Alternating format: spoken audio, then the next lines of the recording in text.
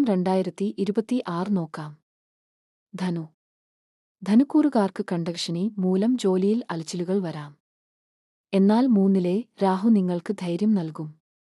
Career. 4-ലെ കണ്ടകശനി ജോലിയിൽ അല്പം മന്ദതയും അലച്ചിലും ഉണ്ടാക്കാം. എന്നാൽ 3-ലെ രാഹു നിങ്ങൾക്ക് വല്ലാത്തൊരു ആത്മവിശ്വാസം നൽകും. തടസ്സങ്ങളെ ധൈര്യത്തോടെ നേരിടും. ജൂണിന് ശേഷം വ്യാഴം 8-ലേക്ക് മാറുന്നതിനാൽ ജോലിയിൽ പരീക്ഷണങ്ങൾക്ക് മുതിരാതെ നിലവിലുള്ളത് നിലനിർത്താൻ ശ്രമിക്കുക. സാമ്പത്തികമായി ചില ഉയർച്ച താഴ്ചകൾ വരാം. ഇൻഷുറൻസ്, പഴയ നിക്ഷേപങ്ങൾ എന്നിവയിൽ നിന്ന് പണം ലഭിക്കാൻ സാധ്യതയുണ്ട്.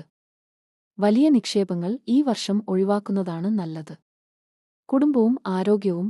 കുടുംബത്തിൽ ചെറിയ അസ്വസ്ഥതകൾ വരാമെങ്കിലും ആത്മീയ കാര്യങ്ങളിൽ ശ്രദ്ധിക്കുന്നത് സമാധാനം നൽകും. അമ്മയുടെ ആരോഗ്യത്തിൽ ശ്രദ്ധ വേണം.